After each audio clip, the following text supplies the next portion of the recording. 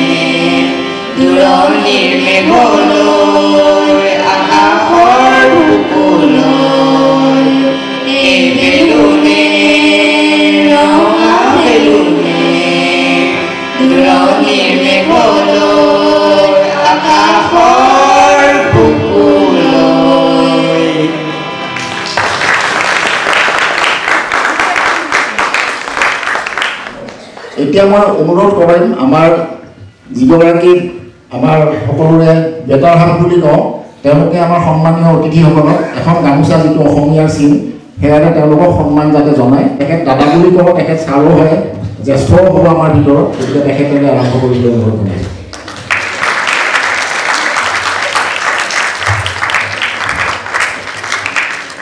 এতিয়া মই ৰিকুৱেষ্ট কৰিম উত্তম তেৰণ ডাঙৰীয়া, একদম সোঁফালে বহি আছে, তেখেতক উত্তম তেৰণ ডাঙৰীয়া সোঁফালে বহি আছে, তেখেতক এখন গামোচাৰে যাতে আদৰণি জনায়। আমাৰ মাজত চেনেহ বৃদ্ধাশ্ৰমৰ পৰা জ্যোতিকা বাইদেউ আহিছে। তেখেত আমাৰ অতুল বৰুৱা, তেখেত আহিব পৰা নাই, তেখেতৰ হৈ তেখেতেই মেনেজ কৰে, তেখেতক এখন গামোচাৰে। এতিয়া আমাৰ সন্মানীয় ছাৰসকলক এফালৰ পৰা ফুলাম গামোচাৰে সন্মান জনাবলৈ মই অনুৰোধ জনাইছোঁ।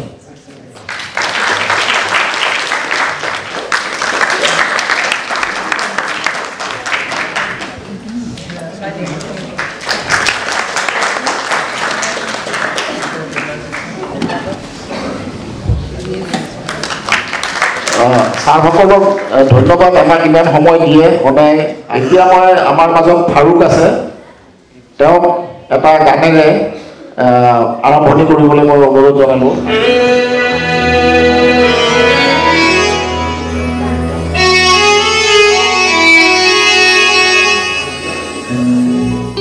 মায়া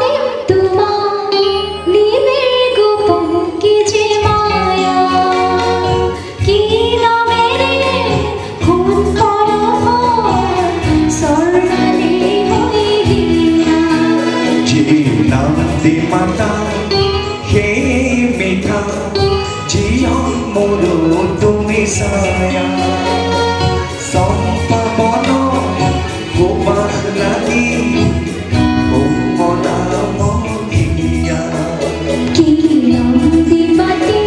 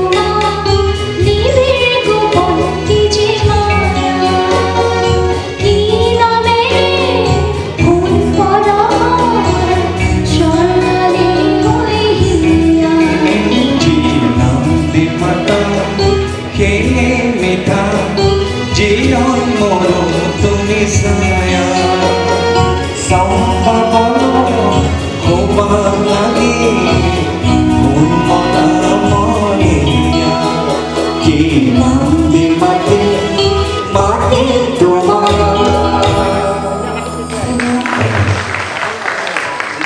এতিয়া মই অনুৰোধ জনাম আমাৰ বন্ধুসকলক তেওঁলোকে প্ৰগ্ৰামবিলাক কৰি আহিছে গতিকে তেওঁলোকে জানে আমাৰ সন্মানীয় অতিথিসকলক যাতে মঞ্চলৈকে তেওঁলোকে সন্মানেৰে আদৰি আনে আমাৰ ছাৰসকলকো আদৰি আনে যাতে আৰু লগতে আমাৰ সন্মানীয় অতিথিসকলক মই ত্ৰিদীপ পাৰ্থ উৎপল চব মন্টু চব যোন আছে সকলোকে মই ৰিকুৱেষ্ট কৰিছোঁ আমাৰ মঞ্চলৈকে তেওঁলোকক আগবঢ়াই অনাৰ কাৰণে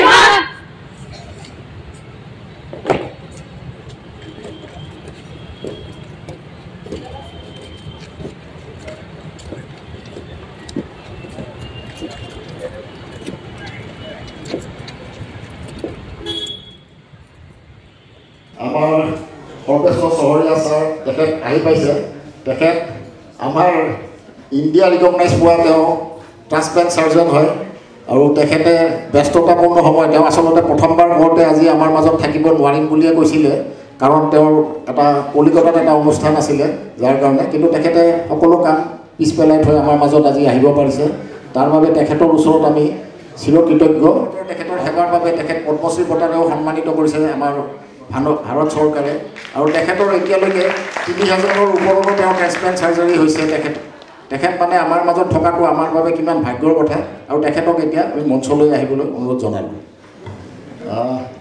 we are grateful that he could make it to our function despite his such a busy schedule and now I request our president to explain the aims and objectives of our AEC 88 Foundation. Namaskar. Good evening to everyone. উপস্থিত আমাৰ বিশিষ্ট ব্যক্তিসকল আমাৰ কলেজৰ প্ৰফেচৰসকল হলটোত উপস্থিত মোৰ বেটছমেট NCC কেডেটছ পাৰিজাত একাডেমীৰ শিক্ষকসকল ষ্টুডেণ্টছ আৰু অন্যান্যসকল আজি আমাৰ বৰ সৌভাগ্যৰ দিন যে আজি আমি 10 বছৰ অতিক্ৰম কৰি আহি এইখিনি উপস্থিত হৈছোঁ আমি 2013 চনত 13তে আমি আমাৰ মানে গ্ৰুপ এক্টিভিটিজ আৰম্ভ কৰিছিলোঁ আমি তেতিয়া ভবা নাছিলোঁ কিমান দিন মানে বছৰটো দূৰৰে কথা কিমান দিন আমি কি কাম কৰিম মানে এইমলেছলি আমি খালি জোচটো আছিলে আমাৰ যে আমি কিবা কৰিব লাগে কিবা কৰিব পাৰোঁ নেকি কিন্তু ভগৱানৰ সহায় বন্ধু বান্ধৱবোৰৰ শুভ ইচ্ছা আৰু আমাৰ টিচাৰসকলেও আমাক দিয়া উপদেশ মানি চলি আমি যি কৰিব পাৰিছোঁ আৰু কৰি আমি কণ্টিনিউৱাছলি 10টা বছৰে কিছু কাম কৰি আহি আজি এইখিনিত উপস্থিত হৈছোঁ তেনেদৰে ইভিন আমি এই 10টা বছৰৰ মাজত কোভিড পিৰিয়ড এটাও অতিক্ৰম কৰিছোঁ কোভিড পিৰিয়ডত আমি সবেই ভাবিছিলোঁ যে আমি একো কৰিব নোৱাৰিম কিন্তু আমি কোভিড পিৰিয়ডতো বহি থকা নাই আৰু কোভিড অকণমান কমাৰ পিছত স্পেচিয়েল পাৰ্মিশ্যন লৈ আমি আমাৰ বছৰীয়া অনুষ্ঠানটো কৰিছিলোঁ আৰু কোভিড পিৰিয়ডতে আমি চৰকাৰলৈ 50,000 টকা দিছিলোঁ কোভিড ৰোগীসকলক দেখি মানে ট্ৰিটমেণ্টৰ কাৰণে সহায় কৰিবলৈ তাৰ উপৰিও এটা ওল্ড এজ হোমকো আমি অৰ্ফেনেজ এটাকো পইচা দিছিলোঁ আপোনালোকৰ আজিৰ এই মিটিংখনৰ মেইন উদ্দেশ্য হ'ল কি আমি ইঞ্জিনিয়াৰিং ষ্টুডেণ্টছ আৰু স্কুলৰ ল'ৰা ছোৱালীবোৰক উদ্বুদ্ধ কৰা ভাল কাম ভালকৈ পঢ়া শুনা কৰা আৰু ভৱিষ্যতৰ দিশলৈ মানে নিজৰ মনোবল অটুট ৰাখি আগবাঢ়ি যাবলৈ আমি যিমান সহায় কৰিব পাৰোঁ সহায় কৰিব বিচাৰোঁ তেখেতসকলে এই মিটিংখন দেখি যাতে কিবা শিকিব পাৰে যদি কিবাও অকণমান শিকে সেয়ে আমাৰ ডাঙৰ সম্পদ হ'ব ধন্যবাদ ধন্যবাদ গৌতম এতিয়া আমি আমাৰ কাৰ্যসূচী অনুযায়ী আমাৰ পৰৱৰ্তী কাৰ্যসূচী আছে আমি এটা পামহি পাৰিজাত একাডেমীত আমি ৰচনা প্ৰতিযোগিতা কৰিছিলোঁ 4-5-6ৰ আমাৰ পেইণ্টিং আছিলে চিত্ৰাংকন আছিলে আৰু 7-8-9ৰ কাৰণে আমি ৰচনা প্ৰতিযোগিতা কৰিছিলোঁ প্ৰকৃতি পৰিৱেশ ইত্যাদি বিষয় লৈ গতিকে এতিয়া আমি সেই ষ্টুডেণ্টছখিনিক যিখিনি প্ৰাইজ উইনাৰ হৈছে তেওঁলোকৰ নাম মাতি দিম আৰু সেই নাম অনুসৰি তেওঁলোকে আহি যাতে ইয়াতে মঞ্চত আহি প্ৰাইজ লৈ যায় আৰু তাৰ পিছতে প্ৰতি ষ্টুডেণ্টক ইয়াতে আহি পেলাই আমি ইয়াৰ মঞ্চৰ আগেৰে আমাৰ NCC যিগৰাকী কেডেট আছে তেওঁলোকৰ থ্ৰুদি এটা বেগ ষ্টুডেণ্টবিলাকক দিয়া হ'ব সেইটো ইয়াৰ পৰৱৰ্তী কাৰ্যসূচীত আছে প্ৰথমতে আমি আমাৰ যিবিলাক প্ৰতিযোগিতাৰ বিজয়ী আছে তেওঁলোকৰ নামকেইটা মই মাতি যাম ৰিম্পি দে তেওঁ দ্বিতীয় পুৰস্কাৰ পাইছে চিত্ৰাংকন প্ৰতিযোগিতা ধন্যবাদ ৰিম্পি এটা ক্লাছ 6ৰ আছে Meenakshi Pegu first prize Meenakshi Pegu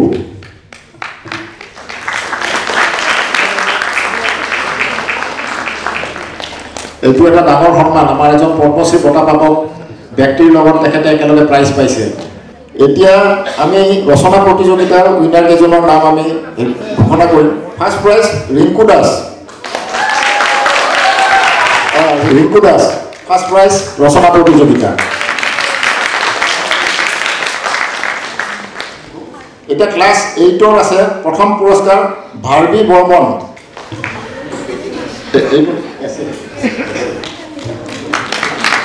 ভাৰ্বী Barman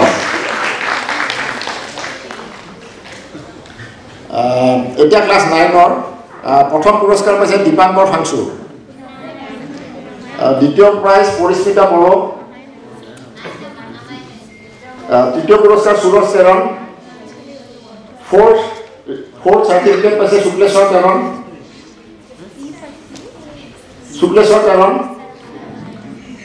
fifth পাইছে চাৰ্টিফিকেট গাৰ্গী তেৰাম এতিয়া মই ৰিকুৱেষ্ট কৰোঁ পাৰিজাত একাডেমীৰ গোটেইখিনি ছাত্ৰ ছাত্ৰীক ষ্টেজলৈ লাইন পাতি আহিবলৈ মই অনুৰোধ জনাম ষ্টেজলৈ পাৰিজাত একাডেমীৰ প্ৰতিগৰাকী ছাত্ৰ আৰু ছাত্ৰী ষ্টেজলৈ আহি লাইন পাতি যাতে আহে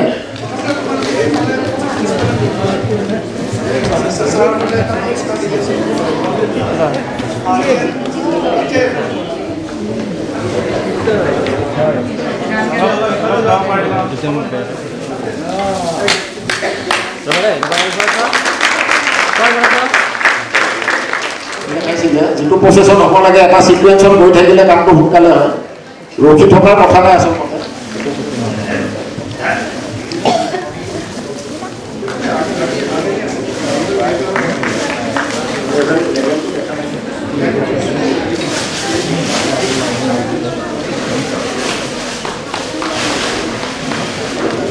A big thanks to our NCC cadets.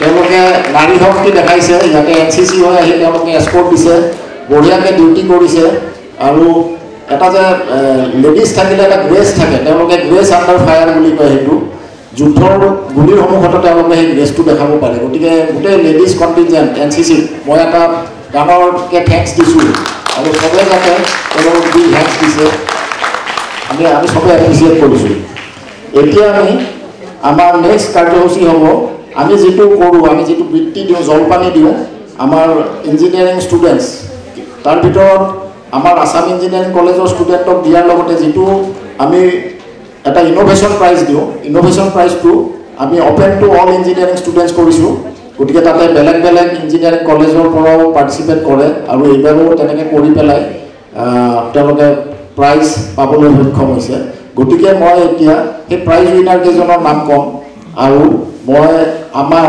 শিক্ষাগুৰু কেইজনক সেই পুৰস্কাৰকেইটা দি তেওঁলোকক অনুপ্ৰাণিত কৰিব আৰু লগতে আমাৰ বিশিষ্ট অতিথিসকলক একেলগে এজন শিক্ষাগুৰুৰ লগত এজন বিশিষ্ট ব্যক্তিয়ে দিলে তেওঁলোকে বেছিকৈ অনুপ্ৰাণিত হ'ব বুলি ভাবি মই ৰিকুৱেষ্ট কৰিম আমাৰ বিশিষ্ট ব্যক্তিসকলকো যাতে তেওঁলোকে আমাৰ শিক্ষাগুৰুসকলৰ লগত একেলগে লগ হৈ যুটীয়াকৈ এই প্ৰাইজটো প্ৰদান কৰি প্ৰাইজটোৰ গুৰুত্বটো আৰু যাতে বঢ়াই তোলে সেইটোকে মই অনুৰোধ জনাম আৰু ইনোভেটিভ প্ৰজেক্টটোৰ কাৰণে আমি ফাৰ্ষ্ট প্ৰাইজটো দিওঁ আমি 30,000 rupeesৰ এটা প্ৰাইজ দিওঁ আৰু সেইটো পাইছে এইবাৰ নামটো অলপ টান হয় আসাম ডন বস্কো ইউনিভাৰ্চিটিৰ আজাৰাৰ পৰা পাইছে লিয়ান মোৱান চাং চামটে আৰু তেওঁৰ টীমত আছিলে ভাৰ্গৱ কল্প হাজৰিকা আদিত্য কুমাৰ ৰাভা আছিলে তেওঁলোকৰ দুজনৰে নামটো লৈছোঁ কিন্তু মুখ্যতঃ শ্ৰী লিয়ান মোৱান চাং চামটে আমাৰ মাজত আহিছে নেকি লিয়ান মোৱান চাং চামটে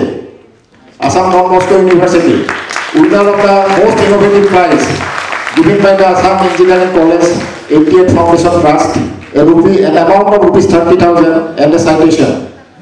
Mr. Samte is with us, and before giving the prize, I would like to ask him to say a few words about his project. Thank you very much to the AAC Foundation for giving us this prize. We are very, very grateful. So to speak about my project, our project, it was in the field of machine learning, which is a field of computer science. And basically our task was to use these algorithms in machine learning to work with near-Earth objects. So basically these near-Earth objects are asteroids and comets that are close to Earth. So our task was, using these algorithms, we have to find out whether these objects are hazardous or not. And I think the most fulfilling part of this project was we got to work in computer science, we got to build a project, but we also got to work in astronomy as well. We learned all of these concepts that were useful with machine learning, and I think that was the best part of our project. Once again, thank you very much to the AAC Foundation. We are very grateful. Thank you.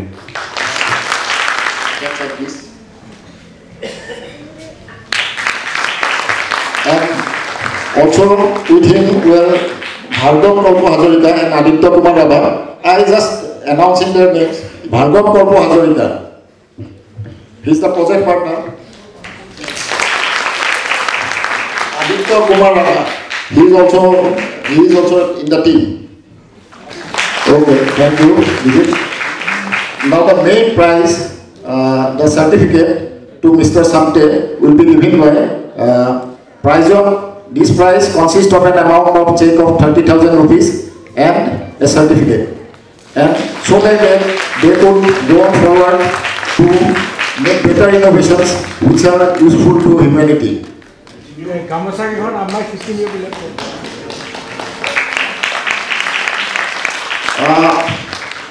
আমি আৰু এটা কথা কম এই যিবিলাক গামোচা দিয়া হৈছে আমি বজাৰৰ পৰা কিনা নাই এইটো আমাৰ যিটো ACA ফাউণ্ডেশ্যনৰ যিটো আমি যিটো বয়ন শিল্পৰ ওপৰত যিটো ট্ৰেডিশ্যনেল এটা কৰি আছোঁ আমি বেলেগক ট্ৰেইনিং দি আছোঁ প্ৰশিক্ষণ দি আছোঁ আৰু সেই প্ৰশিক্ষণৰ মাজেৰে এই গামোচাবিলাক আমাৰ প্ৰস্তুত কৰা হৈছে আৰু সেইবিলাক আমাৰ হেণ্ডলুম বুলি ক'লে যিটো বুজায় আচলতে হেণ্ডলুম আমি আমাৰ নিজৰ তাঁতশালত বনোৱা এইবিলাক গামোচা আৰু তাৰ মাজতে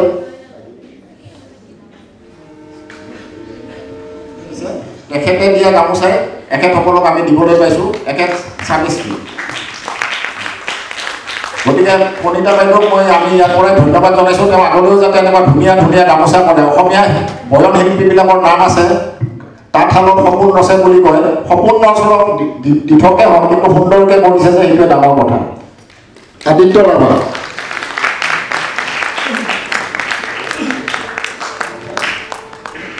The second prize winner for innovation, I think unfortunately he is not with us. He is from Tezpur University. He is Ramanuj Sonwal and his team portable ultraviolet V's NIR spectrometric system for quality characterization of fruit coupled with machine learning. He is a student of food engineering and basically his research was on quality control of the fruits. For that he got the innovation certificate of innovation and amount of ₹10,000. So he is not with us and neither is his partner Piyush Sharma. He will be given the certificate later. Now we are going to our own prizes, that is merit cum means scholarship, and that goes to our own alma mater, that is Assam Engineering College. So in this one, the first 30,000 amount for merit cum means basis goes to Tushar Sharma.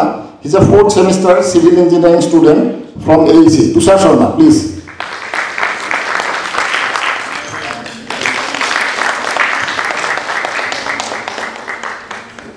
তেওঁ 4th semester civil engineering কৰি আছে আমি আশা ৰাখিছোঁ তেখেতে আগলৈও ভাল কৰি যাব আৰু তেখেতৰ লগত তেখেতৰ দেউতাক আৰু মাকো আহিছে আমি তেখেতসকলক ধন্যবাদ জনাইছোঁ যে এই ক্ষেত্ৰত ল'ৰাৰ লগত আহি তেখেতে যে প্ৰেৰণা যোগাইছে মাক দেউতাকে তাৰ বাবে ধন্যবাদ তুষাৰ তোমাৰ আগলৈ ভাল হৈ থাকক এইটোৱে কামনা কৰিছোঁ ধন্যবাদ আমাৰ মাজত 2nd semester mechanical Assam engineering কলেজৰ দিব্যজ্যোতি উইলিয়াম তেখেত গোলাঘাটৰ পৰা হয় মই আগতে লগ পাইছোঁ তেখেতেও এটা মেৰিট কাম মিন স্কলাৰশ্বিপ অফ 10,000 পাইছে যিটো AC 88ৰ পৰা দিয়া গৈছে দিব্যজ্যোতি উইলিয়ামক স্কলাৰশ্বিপটো দিবৰ কাৰণে মই ৰিকুৱেষ্ট কৰিম আমাৰ এই বেনাৰ্জী ছাৰক গোস্বামী ছাৰক আৰু পাটোৱাৰী ছাৰক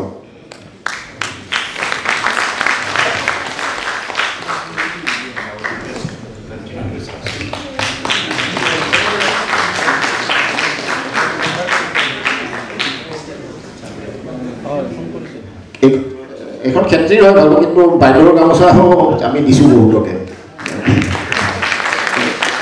আৰু এটা মই বৰ ডাঙৰ কথা মাজতে কৈ লৈছোঁ এইটো কথা হৈছে অলপ আগতেহে গম পাইছোঁ বাইদেউৰ গামোচা আমি জাপান পাইছে আমাৰ লগৰ ল'ৰাৰ ছোৱালীয়ে জাপানৰ ল'ৰা বিয়া হৈছে ত্ৰিদীপ বৰাৰ আৰু সেই সূত্ৰে ত্ৰিদীপ বৰাৰ ছোৱালী ত্ৰিদীপ বৰা জাপানিজ স্বাধীন পাইছে সেইটো তাৰ এটা বেলেগ ধৰণৰ কোৱালিফিকেশ্যন এডেড আৰু লগতে ইয়াতে 7খন গামোচা বাইদেৱে কোৱা 7খন গামোচা জাপান পাইছে এইটো জাপানৰ মানে আমাৰ বাইদেউৰ ক্ৰেডিট তেওঁলোকে খুব ফটো মাৰি সেইখন বৰ সন্মানেৰে লৈছে এতিয়া বাইদেউ সামান্য অৰিহণা মাননি আমাৰ দিব আৰু চাৰ্টিফিকেট এখন দিব তেখেতে যাতে ভালদৰে কাম কৰি থাকে পাটোৱাৰী ছাৰ আৰু ৰমেন বৰুৱা ডাঙৰীয়া শৰ্মীয়া ছাৰ চবকে মই ৰিকুৱেষ্ট কৰিম একেলগে বাইদেউক যাতে সন্মানটো জনায়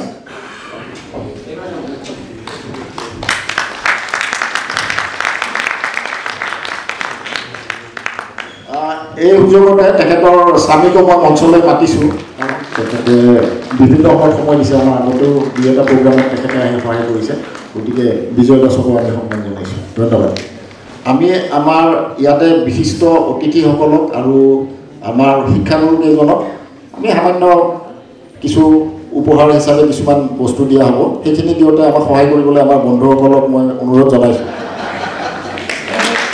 এয়া ব্ৰহ্মচাৰী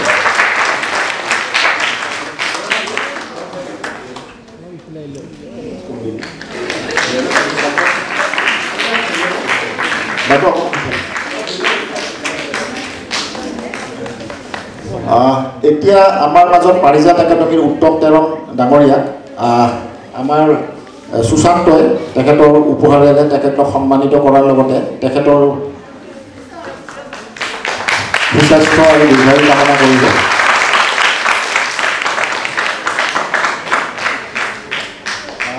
ৰমেন বৰুৱা ডাঙৰীয়াক দাদাক আমাৰ ভূপতি দাস আমাৰ নলবাৰী পলিটেকনিক প্ৰিন্সিপাল তেখেতে সন্মান জনাব আমাৰ সংগীতৰ জগতৰ উজ্জ্বলতম শিল্পী ৰমেন বৰুৱা ডাঙৰীয়াৰ তেখেত দীৰ্ঘায়ু হৈ থাকক তেখেতে বিভিন্ন অসুবিধাৰ মাজেৰে ইয়াত আহিছে পাৰিম নোৱাৰিম বুলি কৈ শেষত যে তেওঁ এইখিনি সময় দি ইমান সময় আমাৰ মাজত আহিছে সেয়া আমাৰ বাবে অনুপ্ৰেৰণা আৰু এইটো বিৰাট ডাঙৰ আশীৰ্বাদ বুলি মই ভাবিছোঁ ৰমেন বৰুৱা এতিয়া নেক্সট আমাৰ মাজত আমাৰ নিজৰ আটাইতকৈ এক্টিভ মেম্বাৰ ৰত্নকান্ত দেউৰীয়ানী আহিছে গতিকে তেখেতে আমাৰ পদ্মশ্ৰী বঁটাপ্ৰাপ্ত ডক্টৰ সৰ্বেশ্বৰ চহৰীয়া ডাঙৰীয়া তেখেতৰ সন্মান আগবঢ়াই তেখেতৰ পৰা আশীৰ্বাদ ল'ব আৰু তেখেতে যাতে অসমীয়া সমাজ জীৱনৰ প্ৰতি তেখেতৰ নিজৰ বৰঙণি আগবঢ়াই লৈ গোটেই ভাৰতবৰ্ষৰ বা অন্যান্য ঠাইৰ পৰা অহা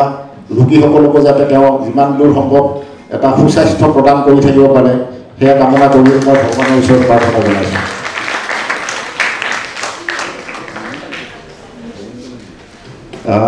আমাৰ সদায় প্ৰেজেণ্ট অমনি প্ৰেজেণ্ট বুলি ক'লে যিজন হয় তেওঁ হৈছে আমাৰ পাটোৱাৰী ছাৰ আৰু তেখেতক আমাৰ পাৰ্থপ্ৰতীম দত্ত সিও দিল্লীৰ পৰা আহি আমাৰ মাজত সময় দিছে গতিকে তাক এটা বেলেগকৈ মই ধন্যবাদ দিছোঁ আৰু পাটোৱাৰী ছাৰক যাতে তেখেতৰো দীৰ্ঘায়ু হয় সুস্বাস্থ্য থাকে আৰু এনেদৰে আমাৰ মাজত আহি থাকি বাকীসকলক অনুপ্ৰাণিত কৰি থাকিব পাৰে তাকেই মই কামনা কৰিছোঁ ভগৱানৰ ওচৰত মই দীপদেৱক অনুৰোধ জনাম আমাৰ গোস্বামী ছাৰ আমাৰ মাজত আহিছে আৰু গোস্বামী ছাৰক পাৰিলে আহে বুলিয়ে কয় আৰু পাৰিলে আহিম বুলিয়ে কয় না সহজে নকয় গতিকে তেখেতক এইদৰে আমাক আশীৰ্বাদ দি থাকিবলৈ যাতে প্ৰেৰণা পায় আৰু তাৰ বাবে মই দীপদেৱক অনুৰোধ জনাম তেখেতৰ উপহাৰখিনি সামান্য উপহাৰ আমি দিছোঁ সেইখিনিকে তেওঁ গ্ৰহণ কৰি আমাক যাতে আশীৰ্বাদ কৰে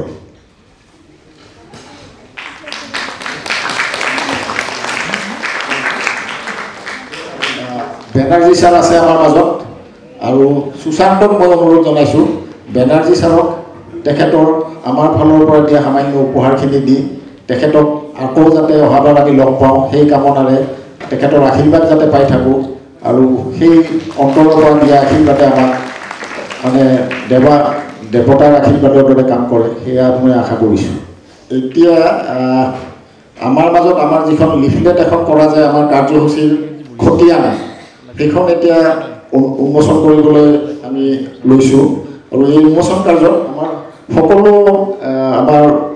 আমাৰ সকলো ডিগনিটাৰী যিসকল আছে তেওঁলোকক ৰিকুৱেষ্ট কৰিম আৰু লগতে আমাৰ প্ৰেচিডেণ্ট সুশান্ত আছে বিজিত আছে সকলোৱে আগবাঢ়ি যাতে এইখন উন্মোচন কৰাত সহায় কৰে তাৰ বাবে মই ৰিকুৱেষ্ট কৰিম আমাৰ এইখন লিফলেট প্ৰতি বছৰতে কৰাৰ দৰে আৰু এইটো আমাৰ 10 নম্বৰ ইনিচিয়েটিভ 10 নম্বৰ মানে ইনিচিয়েটিভলৈকে চলি থকাটো এটা ডাঙৰ কথা বুলি ভাবোঁ আমাৰ সেইকাৰণে বন্ধু বান্ধৱীসকলক মই ধন্যবাদ দিছোঁ এনেকৈ সহায় কৰাৰ কাৰণে আমি 10-11 বছৰ ধৰি এইটো অনুষ্ঠান চলি আছে এনেধৰণে আৰু এনেদৰে আমাৰ বন্ধু বান্ধৱীসকল আহি থাকিলে আৰু কিছু বছৰলৈকে আমি চলাই থাকিম বুলি আমি আশাবাদী ইয়াৰ পাছতে আমাৰ নেক্সট যিটো কাৰ্যসূচী হ'ব আমাৰ যিকেইজন সন্মানীয় ব্যক্তিক ইয়াতে আমি আলহী হিচাপে মতা হৈছে নিমন্ত্ৰণ কৰা হৈছে তেওঁলোকক আমি সামান্য আমাৰ ফালেদি যিখিনি পাৰোঁ তেখেতসকলক সমাজ জীৱনৰ লগত যিখিনি অৰিহণা জনাইছে তাৰ বাবে প্ৰতিদান ঠিক নহয় আমাৰ কৃতজ্ঞতা চিনস্বৰূপে সামান্য কিছুমান টোকেন অফ লাভ বুলি আগবঢ়োৱা যাব আমাৰ সন্মানীয় ৰমেন বৰুৱা ডাঙৰীয়াক আমাৰ ফালৰ পৰা এটা টোকেন অফ লাভ হিচাপে আগবঢ়াব আৰু লগত মই ৰিকুৱেষ্ট কৰোঁ ব্ৰহ্ম ছাৰ আৰু পাটোৱাৰী ছাৰো যাতে লগত থাকে তেখেতক দিয়া হ'ব tribute to Srijut Romen Borua, iconic music director. Born into an illustrious cultural family, Srijut Romen Borua carved his own path in the field of music in Assam. After his chart-busting music in the movie Dr. Bezborua, he didn't have to look back. His over in movies, Assamese, Bengali as well as one in Hindi, TV serials and other media will be remembered for long. We offer our humble tribute to Srijut Romen Borua as a towering personality in the field of Assamese music and hope that he will continue to inspire future generations through his musical creativity.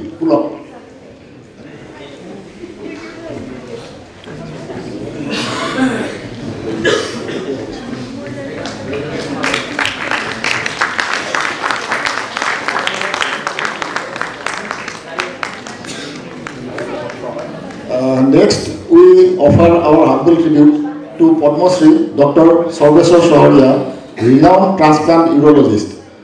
Renowned across India and abroad for his expertise in renal and pancreatic transplantations, Dr. Sarveshwar Soharia was associated with the first successful kidney transplantation in India. Till then, he has been involved in more than 3,000 successful kidney transplant surgeries, and the numbers are rising. Apart from many awards, he has been conferred with the Padma Shri for his contributions in the field of medicine. We offer our humble tribute to Dr. Sarveshwar Soharia, who has helped to extend the lifespan of many patients with his medical expertise, and hope that he will continue to help many more.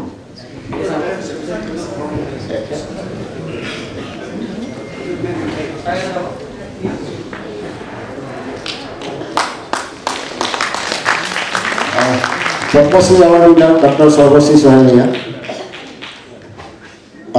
We offer our tribute to Group Captain Srijut Atul Chandra Borua, VSM, founder of Sene Center Home. Former Group Captain Srijut Atul Chandra Borua, VSM, retired from the IFF in 1999. Despite retiring from active service, he has let neither age nor other factors to slow him down in his humanitarian works. His empathy for the less fortunate, a trait he inherited from his mother, led him to establish a shelter home for destitute abandoned elderly women in 2011.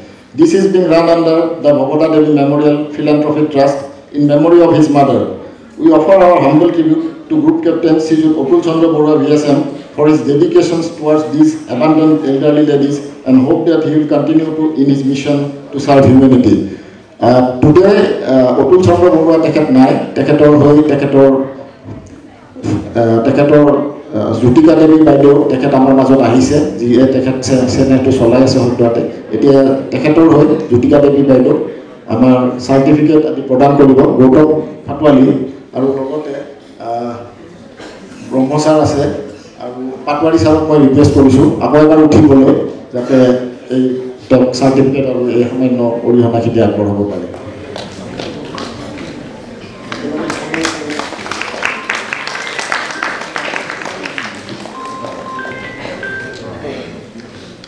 Jutika Baidew ধন্যবাদ আৰু এই সুযোগতে আমি অতুল চন্দ্ৰ বৰুৱা ডাঙৰীয়ালৈও কৃতজ্ঞতা জ্ঞাপন কৰিলোঁ। তেখেতে এই ধৰণে কাম কৰি যাওক, তেখেতৰ বয়স অলমোষ্ট 79-80 এনেকুৱা হৈছে, তথাপি তেওঁ এই মানুহখিনিক যে সহায় কৰি আছে, তেখেতে দূৰত থাকিও সকলো সময়তে কিদৰে তেখেতে এইবিলাক মেনেজ কৰি আছে, সেইটো মানে মানুহে যিয়ে নকৰে সেইবিলাকে ভাবিবই নোৱাৰে। গতিকে তেওঁলোকে লগতে আৰু কেইগৰাকীমান আমাৰ বৃদ্ধা আইতাও আমাৰ মাজত আহিছে, সকলোকে ধন্যবাদ জনাইছোঁ যে আমাৰ মাজত তেওঁলোকে আহিব পাৰিছে আজিৰ দিনটো, সেইটো আমাৰ বাবে এটা ডাঙৰ কথা এটা আমাৰ অনুষ্ঠানৰ বাবে। এতিয়া যিজন মানুহক আমি নাম লওঁ, তেখেত দেখাত কম বয়সীয়া, তেখেতে কিন্তু তাতকৈও বহুত কম বয়সৰ পৰা যিবিলাক চিলড্ৰেন আছে, ল'ৰা ছোৱালী, সৰু ল'ৰা ছোৱালী শিক্ষাৰ পৰা আঁতৰি আছিলে, সেইসকলক তেওঁ শিক্ষাৰ ক্ষেত্ৰলৈ আগবঢ়াই অহাৰ কাৰণে তেওঁ অহপুৰুষাৰ্থ কৰিছিলে। আৰু সেইখিনি কৰোঁতে তেওঁৰ কিমানখিনি তেওঁৰ সম্বল আছিলে সেইখিনি তেওঁ চিন্তা কৰা নাছিলে। তেওঁ সেই একো নথকাকৈও তেওঁ আৰম্ভ কৰিছিলে এটা গোহালিত। তেওঁ 4জন ছাত্ৰ ছাত্ৰীক লৈ তেওঁ আৰম্ভ কৰিছিলে, মই যদি ভুল নহয়। আৰু সেয়াৰে আৰম্ভ কৰি এতিয়া অলমষ্ট আই থিংক 500 ষ্টুডেণ্টছ আছে তেওঁৰ আণ্ডাৰত। তেওঁ কোনো ধৰণৰ স্কুলৰ পৰা ফিজ টিজ নোলোৱাকৈ শিক্ষাৰ্থীবিলাকক তেওঁ শিক্ষা প্ৰদান কৰি আছে। ক্লাছ 10লৈকে তেওঁ শিক্ষা প্ৰদান কৰি আহিছে। তাৰে 30গৰাকী ছাত্ৰ ছাত্ৰী আপোনালোকৰ আগত আজি বিভিন্ন ধৰণৰ অনুষ্ঠান প্ৰদৰ্শন কৰিলে। আৰু তেখেতৰ ট্ৰিবিউটটো মই পঢ়ি দিছোঁ। Srijut Uttam Teram has been called the Harbinger of Hope. It is an apt title for the founder of the Parijat Academy, which was established to impart quality holistic education to the underprivileged children. Despite the challenges and hurdles placed in his path, Srijut Teram with his equally dedicated team have persevered in their mission to impart education to the children. We offer our humble tribute to Srijut Uttam Teram for his dedication towards educating the less privileged, and hope that he will continue to be a guiding light for the students of the future also. আৰু তেখেতক বঁটা প্ৰদান কৰিবলৈ মই অনুৰোধ জনাইছোঁ আমাৰ Banerjee sir আৰু গোস্বামী ছাৰক, আৰু লগতে আমাৰ প্ৰেচিডেণ্ট গৌতম ফাটৱালীক ৰিকুৱেষ্ট কৰিছোঁ। আৰু ব্ৰহ্ম ছাৰে যদি পাৰে এবাৰ উঠি দিলে লগতে প্ৰাইজটো দিয়াৰ সময়ত মই ভাল পালোঁ হয়।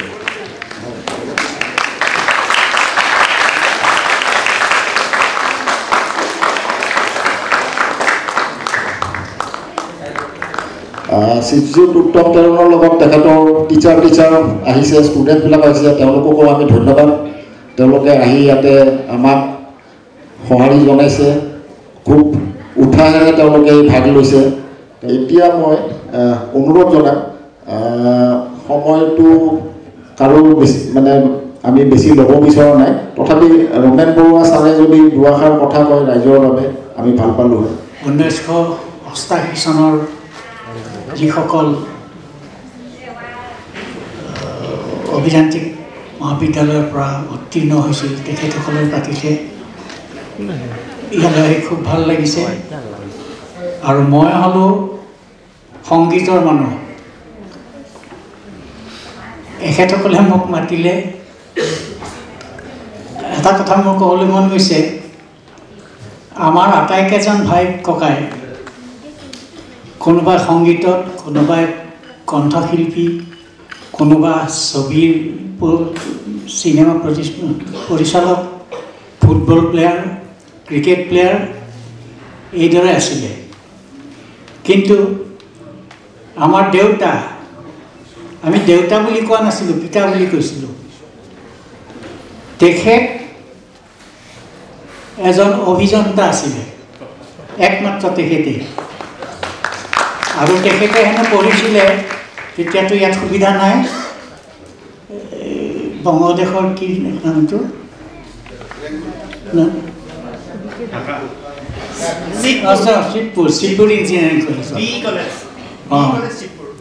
তাতে পঢ়িছিলে আহি ইয়াতে PWDত অভিযন্তা হিচাপে সোমাই গুৱাহাটী বিশ্ববিদ্যালয় সাজি থকা সময়তো অকণমান তেখেতে চাই মেলি দিছিলে চিৰিয়াখানাটো অলপ চাই মেলি দিছিলে আৰু তেখেতে নিজে আমি দাদাহঁতৰ মুখৰ পৰা শুনিছোঁ লতাশিলত যিটো আমাৰ ঘৰ 23 চনত 100 বছৰ হ'ল 1923 চনত সাজিছিল এইটোৰ ডিজাইন হেনো কোনো আৰ্কিটেক্টে কৰা নাই তেখেতৰ নিজৰ ডিজাইন আৰু সকলোবোৰ অসমীয়া কাৰিকৰ দাদাহঁতে কয় তেখেতে বোলে আহি কয় ইমানখিনি চিমেণ্ট মিলা ইমান বালি মিলা এইদৰে গোটেইখন চাই দিছিলে বোলে তেখেতে মই গায়ক আছিলোঁ সেইটোতো কৈছোঁৱে 5খন চিনেমাত মই গীত গাইছিলোঁ ব্ৰজেন্দা তেতিয়া সংগীত পৰিচালক মই কণ্ঠশিল্পী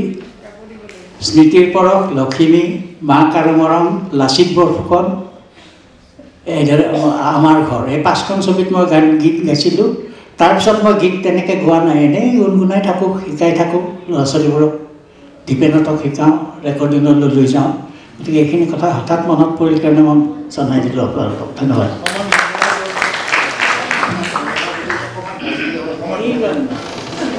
এতিয়াতো গাব নোৱাৰি কোনটো গান গাম মই এতিয়া আপোনাৰ ভাল পোৱা বাপৰে বাপ আকিলা মোৰ পদূলি সাত বৰণৰ আলপনা লাজুকী লাজুক ৰঙে তুমি যে নিজেই ৰঞ্জনা আকিলা মোৰ এখন নেদেখা নদীৰ সিপাৰে ফুলিছে হাঁহিৰ শেৱালি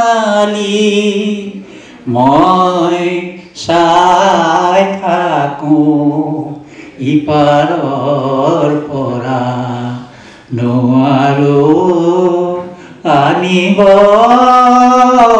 বুটলি এখন নেদেখা নদীৰ সিপাৰে ফুলিছে হাঁহিৰ শেৱালি মই চাই থাকোঁ ইপাৰৰ পৰা নোৱাৰোঁ আনিব বুটলি এখন নেদেখা নদীৰ সিপাৰে আৰু কৈছোঁ যেতিয়া কৈ খাওঁ নিজৰ বিষয়ে অকণমান মই মোৰ এটা সৌভাগ্য হৈছিল প্ৰথমতে গীত গাই আছিলোঁ তাৰপিছত ব্ৰজেন্দ্ৰাই যেতিয়া ডক্টৰ বেজবৰুৱা কৰিবলৈ ল'লে কিয় মোক সেইটো দায়িত্ব দিলে মই নুবুজিলোঁ, কাৰণ সদায় মোক লগত লৈ ফুৰিছিলোঁ জেগাই ঘৰলৈ গান গাবলৈ গ'লে। মই সৰু ল'ৰা এটা হাফ পেণ্ট পিন্ধা কটন কলেজত গান গাবলৈ যায়, ভূপেন হাজৰিকাই যায়, কলেজ কি মই নাজানো, কাষতে বহুৱাই ৰাখে, মোকো গান গোৱাই দিয়ে। তেনেকৈ থাকোঁতে থাকোঁতে হয়তো মোৰ ওপৰত এটা বিশ্বাস হৈছিল আৰু ভজন গাই ভাবিছোঁ মই এতিয়া আটাইবোৰ সামৰি লওঁ, এটাতো মন দিব নোৱাৰি। সেইকাৰণে মোক দিলে, দিয়াৰ পিছত গ'লোঁ। তাৰপিছত আৰু মানে কলিকতালৈ মই বছৰত 2-3বাৰটো যাবই লাগে, প্ৰায় সপ্তাহকেইখনলৈ 68 চনৰ পৰা। গতিকে তাৰ মাজতে 29খন চিনেমা হল সংগীত পৰিচালনা কৰা মোৰ। তাৰ গান গোৱাটো মোৰ কমি আহিলে, সেইটো দায়িত্ব দিলোঁ মোৰ ভাই দীপেন বৰুৱা, জানেই চাগে, শুনিছে গান। গতিকে এইখিনি কথাও কৈছোঁ, নিজৰ বিষয়ে ক'বলগীয়া হ'ল যেতিয়া কৈ থলোঁ। ধন্যবাদ। আৰু এতিয়া মই ৰিকুৱেষ্ট কৰিম আমাৰ মাজত ডক্টৰ সৰ্বেশ্বৰ চহৰীয়া ডাঙৰীয়া, তেখেতে দুআষাৰ কৈ আমাক ৰাইজৰ মাজত, যাতে তেখেতৰ পৰিচয় দিব লগা নাই, তেখেতে দুআষাৰ কথা কৈ আমাক বাকীখিনি থকা মানুহখিনিক যাতে উৎসাহিত কৰে, তাৰ বাবেই তেখেতক মই অনুৰোধ জনাইছোঁ। Thank you very much. Dignitaries on the dais, Mr. Gautam and the Assam Engineering College 1988 batch, the other members. I left Guwahati long time back. It was 1967. Maybe many of you sitting here not been born at that time. I passed out from Guwahati Medical College, and as you know, those days there's nothing much beyond MBBS in Assam. So somehow we decided, no, let us go out. And without knowing anything anywhere, without knowing the language, any other language except Assamese at that time, 3 of us from Guwahati Medical College left Guwahati suddenly one day in Assam Mail and reached Delhi. And that was the beginning. Of course, once I go, or anybody goes to that level, it is very unlikely that you will again have an opportunity to come back to Assam, because the things are quite different. So I joined a hospital in Delhi. Those days it was very easy to get a job for any doctors. And subsequently I went to PGI, I got a cell sheet there to do my post-graduation.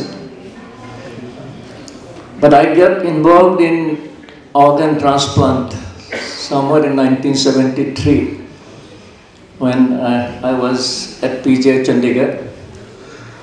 These are all coincidence and turning point in, I think it happens everybody's life. A particular event totally changed the direction of your life. And that incident was Mr. Jaiprakash Narayan. Maybe many of you heard his name. He was a very important leader in those days. I am talking about 70s. And that was the time Indira Gandhi was the Prime Minister, and she declared the emergency, and many of you may not know. And Jaiprakash Narayan, because he is in the other group, he was immediately put behind bars. And he was quite old at that time, maybe 70 plus, a diabetic man. And he was found to have developed kidney failure because of long-term diabetes. And initially he was put on Tihar jail in Delhi, but because he was not well, and he was such an important leader, government thought that it is very unsafe to put him in All India Medical Institute, because everybody's attention is in that area, because Delhi being the capital of the country. So he was shifted to Postgraduate Medical Institute at Chandigarh, where I was studying at that time. Incidentally, what happened, the unit where I was working, he was also admitted under that same unit. Of course, I was never the in charge, but my boss was there. But we got the opportunity to offer some medical help to that man. Subsequently, of course, he passed away, not in our hospital, he was shifted to another hospital and he died there. Why I am telling turning point? Because we couldn't do much at that time. Those days, 70s, there was not much that we could do. the dialysis was in a very primitive stage, and he was offered few dialysis, but it didn't work. And once he left the hospital, then our director called the team, including me, maybe my boss, another 5 or 6 people, that this is only one Jayaprakash Narayan, that he died because of kidney failure. What exactly you are supposed to do? Suppose the people come tomorrow, again with new patient will come, many more will come. What exactly you are supposed to do? Are we allowed them to go just die without any treatment? So that was the beginning. So that we thought the dialysis was improved.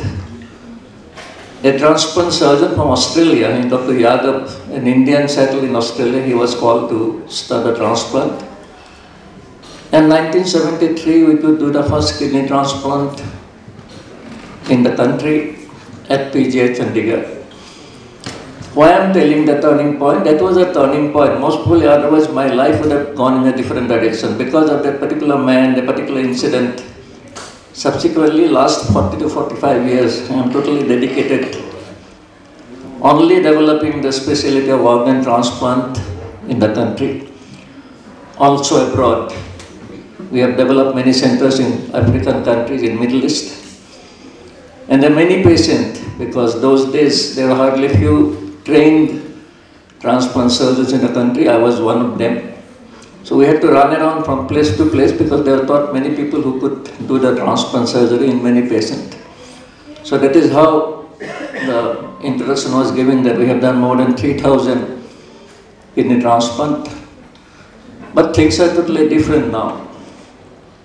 But again, at this age, recently I was called by the University of Science and Technology. You must have heard, it's very near to Guwahati, it comes under Meghalaya.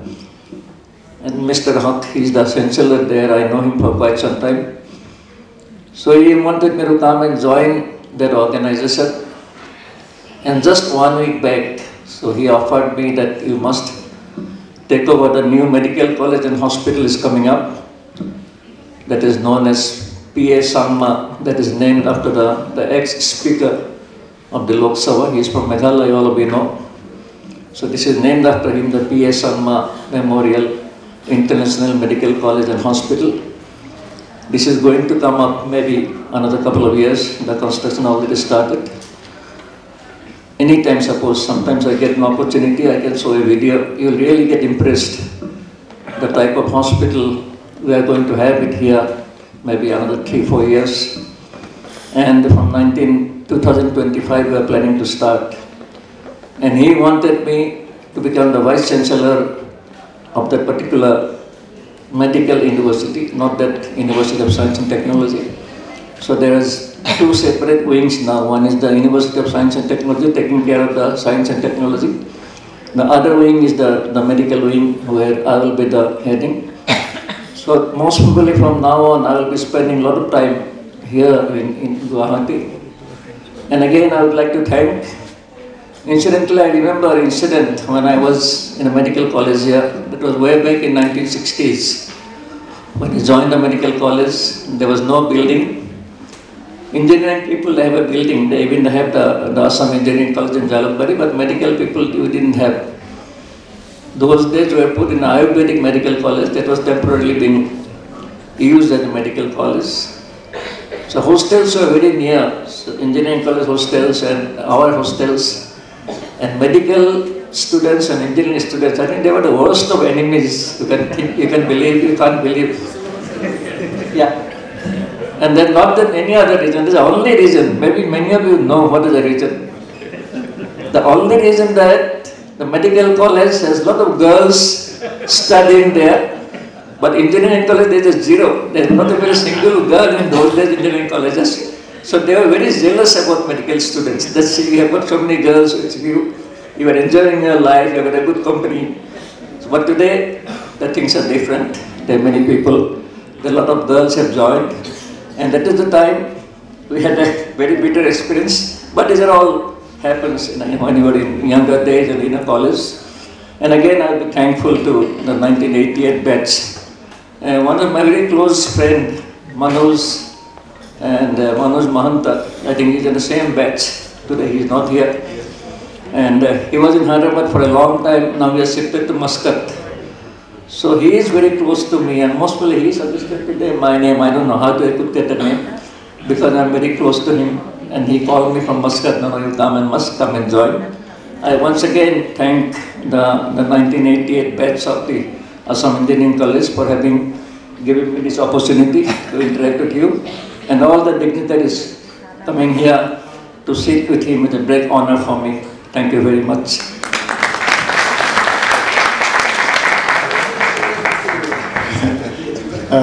Thank you, Sohria sir.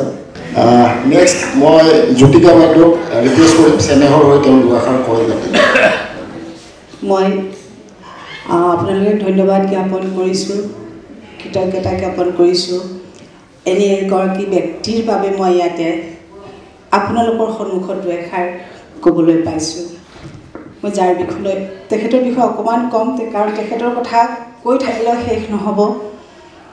আমি জীৱনত কিছুমান ভাল কাম কৰি খুব ভাল পাওঁ। আমাৰ এনেকুৱা লাগে মই এটা ভাল কাম কৰিছোঁ বা ভাল কাম কৰিবলৈ সকলোৰে ভাল লাগে, কিন্তু মানুহৰ বাবে কাম কৰা, মানুহৰ কাৰণে চিন্তা কৰা এটা বিগ চেলেঞ্জ। শুনি ভাল লাগে, কৈ ভাল লাগে, কিন্তু প্ৰেক্টিকেলি কৰাটো সঁচাকৈ খুবেই কঠিন।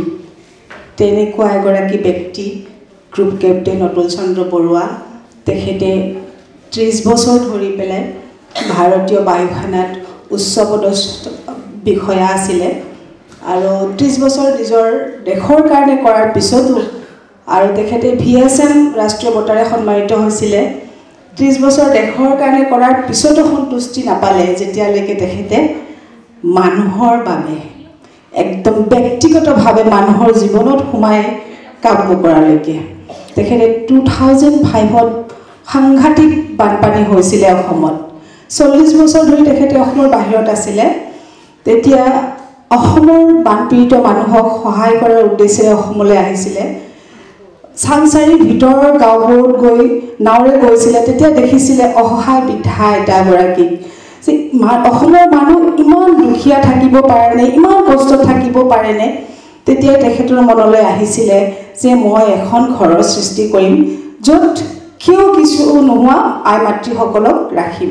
সেই উদ্দেশ্যে তেখেতে 2011ত আমাৰ কাহিলীপাৰা নিজৰাপথ স্থিত তেখেতৰ নিজৰ মাটি নিজেই ঘৰ বান্ধি এখন ঘৰৰ সৃষ্টি কৰিলে। সেইখন আমি সাধাৰণতে আশ্ৰম নকওঁ, আৱাস কওঁ। এগৰাকী আইতাৰে আৰম্ভ কৰিছিলে। তাত এনেকুৱা বৃদ্ধা মহিলাসকলক ৰখা হয়, মেক্সিমাম আপোনাৰ ৰাস্তাৰ পৰা উঠাই লৈ অহা হয়। তেখেতে নিজেই কোলাত লৈ আহিছিলে, কাৰণ যিটো পৰিস্থিতিত আইতা এগৰাকীক বা বৃদ্ধা মহিলা এগৰাকীক উঠোৱা হয়, তেতিয়া তেওঁ খোজকাঢ়িব পৰা অৱস্থাত নাথাকে। তেনেকৈ তেওঁক উঠাই আনি নিজেই চিকিৎসা কৰি তেখেতক খুব সেৱা কৰি এনেকুৱা পৰ্যায়লৈকে আনে যে আপুনি দেখিলে গম নাপাব তেওঁ সঁচাকৈ ৰাস্তাত আছিলে নে। তেনেকুৱা তেখেতৰ মাৰ নামতে এই কাহিলীপাৰাত থকা ভৱদা দেৱী সোঁৱৰণী লোকহিতৈষী নাথ, তাৰ আণ্ডাৰতে চেনেহ নামৰ আৱাস গৃহখনৰ সৃষ্টি কৰে। তাত তেখেতৰ ইমান দয়ালু মন আৰু ইমান মৰম, মানুহ যে ভাল পাব পাৰে, এইটো মোৰ নিজৰ চকুৰ সন্মুখেৰে দেখিছোঁ, বা আপোনালোকে আজিকালি গমেই পায়, দাদাহঁতে গমেই পাইছে। কিন্তু মানুহক নিস্বাৰ্থভাৱে মানে ইমান মৰম কৰিব পাৰে, সেইটো মানে তেখেতৰ পৰা মই শিকিছোঁ।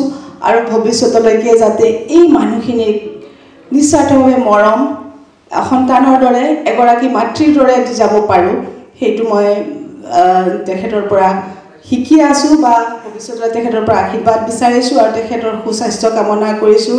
এনেকুৱা লাগে আজি তেখেতক আকৌ কিয় মই 20 বছৰ আগত লগ নাপালোঁ, কাৰণ তেখেত যেতিয়া ইয়াত আহিব 12 তাৰিখে, এনেকুৱা নহয় 1 মিনিট তেওঁ সপোনৰ পিছত দৌৰা মানুহ, খালি সদায় নতুন নতুন কি এইটো কৰিম এইটো কৰিম।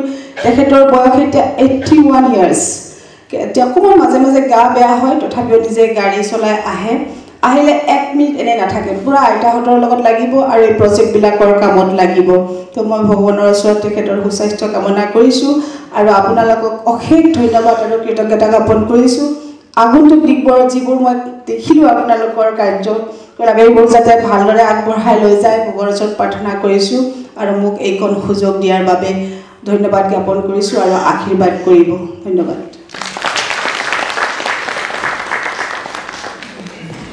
বাইদেউ খুব সুন্দৰকৈ তেখেতসকলৰ অনুষ্ঠানৰ বিষয়ে ক'লে অতুল চন্দ্ৰ বৰুৱা ডাঙৰীয়াৰ কথাও ক'লে তেখেতক ধন্যবাদ আৰু তেখেতে কোৱাৰ দৰে তেওঁ যাতে আৰু সুস্বাস্থ্যৰে দীৰ্ঘায়ু পায় যাতে আগলৈও এনেধৰণৰ কাম আমাৰ মাতৃসকলক তেওঁ যাতে এনেধৰণৰ মাতৃকে ধৰি বাকীসকলকো তেওঁ বহুত সহায় কৰি আছে সেই সহায় কৰাৰ তেওঁক প্ৰেৰণা দিয়ে আৰু তেওঁক যাতে এই প্ৰেৰণা সফল হয় তাৰ বাবে আমি প্ৰাৰ্থনা কৰিম আৰু ইয়াৰ পাছত মই উত্তম তেৰণ ডাঙৰীয়াক আমন্ত্ৰণ জনাইছোঁ তেখেতে পাৰিজাত একাডেমীটো কিদৰে চলালে তেনেকুৱা ধৰণৰ কথা দুই এষাৰ অনুপ্ৰেৰণামূলক কথা কৈ যাতে আমাক উৎসাহিত কৰে ASC ক্লাছ 88 ফাউণ্ডেশ্যনৰ উদ্যোক্তাসকললৈ মই আন্তৰিক ধন্যবাদ জ্ঞাপন কৰিছোঁ আৰু উপস্থিত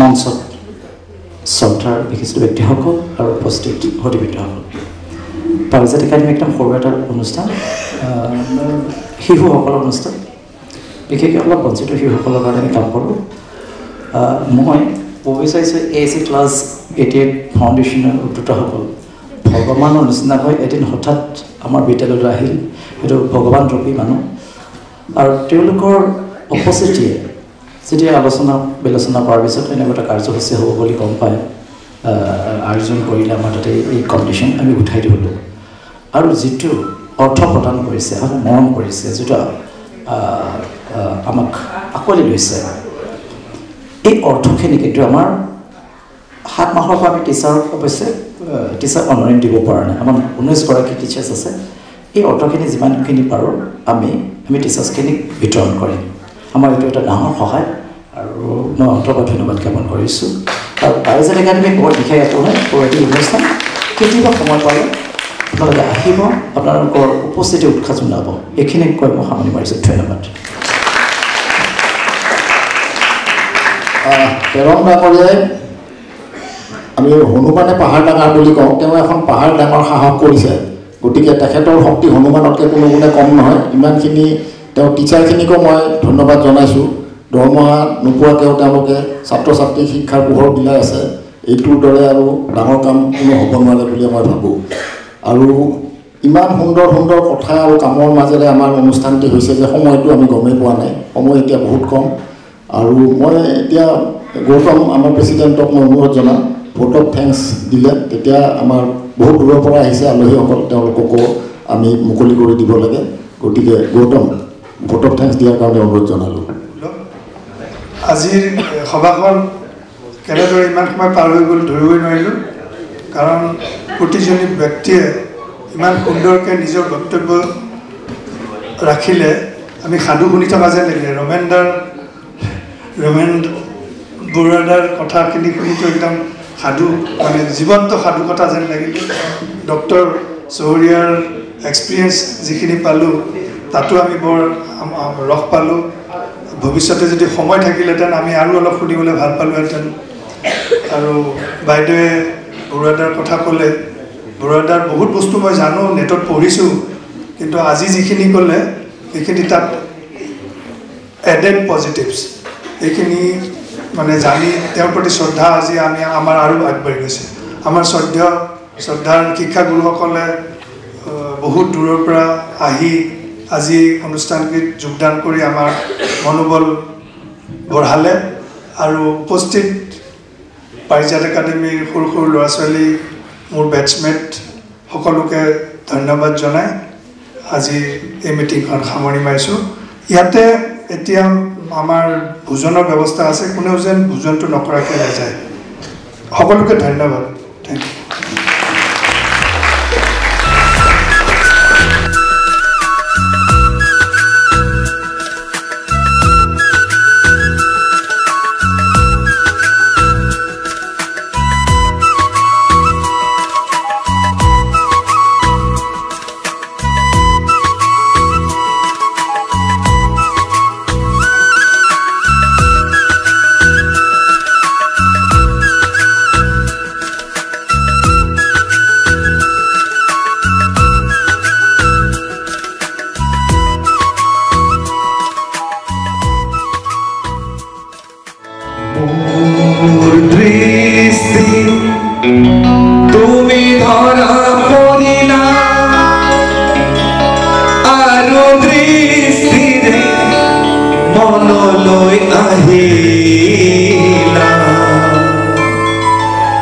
যদি এই মরম হয় এই মরম কিমান ভাল এই মরম হয় এই মরম কিমান ভাল ওর সেটা পকি না সপনা আলো ভাবনাত কত রং হারি যদি এই মরম হয় এই মরম কিমান ভাল এই মরম হয় এই মরম কিমান ভাল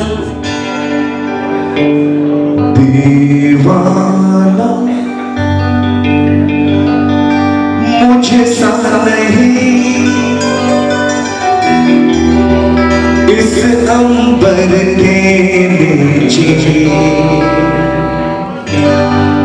दीवाना मुझे सा नहीं इस अंबर के नीचे आगे है कातिल मेरा और मैं पीछे पीछे दीवाना मुझे सा नहीं इस अंबर के नीचे आगे है कातिल मेरा और मैं पीछे पीछे पुकारता चला हूँ मैं गली गली बात की बस एक छाँव सुल्फ की बस एक निगाह प्यार की पुकारता चला हूँ मैं गली गली बाहर की बस एक छाँव सुल्फ की बस एक निगाह प्यार की पुकारता चला हूँ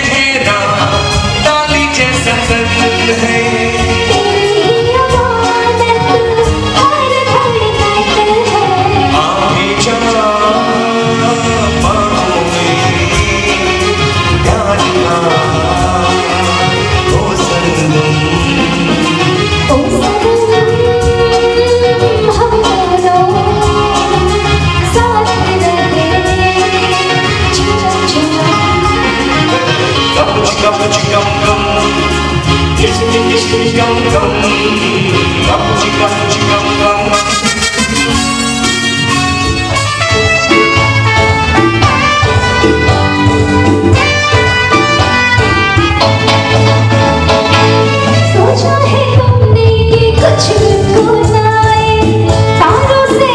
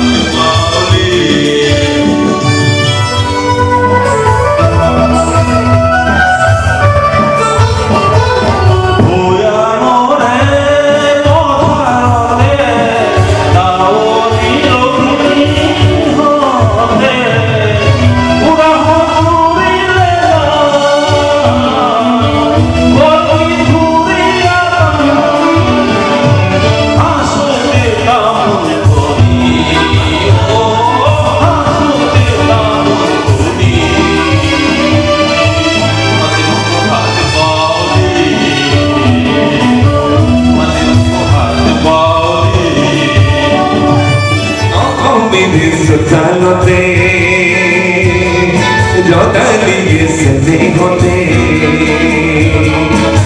মরমর ফাঁকু খেলে রমতে নাচে পখিলে মাতে মুখ হাত বাউলে বাউলে মাতে মুখ হাত বাউলে মাতে মুখ হাত বাউলে